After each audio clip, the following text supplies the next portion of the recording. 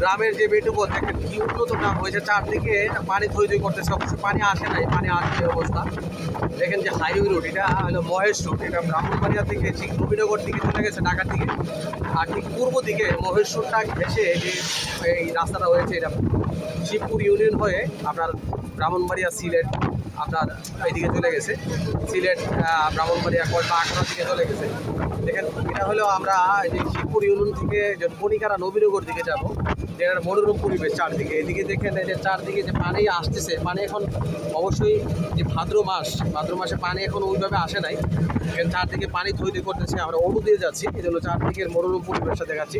আসলে গ্রামের যে মনোরম পরিবেশ একটা দেখার মতো এবং স্মৃতি বিজড়িত এই যে পরিবেশটা দেখেন, রৌদ্রের যেই রুদলা দুপুর এবং পানির যে একটা সুন্দর যে আবহাওয়া পরিবেশ, এবং চারদিকে হাজার হাজার অটো, আপনার মোটরসাইকেল, রিক্সা এবং গাড়ি এই মহেশপুর থেকে যাতায়াত করে। এই মহেশপুরটা হওয়ার পরে এই যে ব্রাহ্মণবাড়িয়া আখাউড়া ব্রাহ্মণবাড়ি থেকে নবীনগর রাস্তাটা, নবীনগর থেকে এই যে একটা সেতু বন্ধন করেছে এবং অভিনব সাফল্য অর্জন করেছে। যেখানে যে এই গাছগুলা, যে ফুটকি গাছ বলে, এগুলো পানিতে হচ্ছে। অবশ্যই দেখেন চারদিকে পানি থই করছে এবং পানি কম, ওই ধরনের পানি নেই। আগে তো পানি বেশি হইতো, অবশ্যই পানি এখন নেই। দেখতে পাচ্ছেন যে আমরা শিবপুর থেকে আমরা যদি ব্রাহ্মণবাড়ি থেকে সেই পশ্চিম দিকে নবীনগর দিকে যাই, এটা হলো ওয়ারক, এটা হলো জুলাইপাড়া।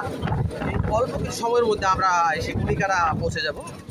এটা হলো বড় একটা কালভার্ট বা সেতু বলেন। পুরনো সেতুটা ঠিক ডান দিকে ছিল, আর এইদিকে হলো ঠিক আপনার জমিগুলো দেখতে পাচ্ছেন, এটা হলো কণিকারার এই সেই জমিগুলা দেখতে পাচ্ছেন। ঠিক এই বরাবর দেখা যাচ্ছে ওয়ার বগদহর গ্রামটা, চারদিকে পানি বেশিত।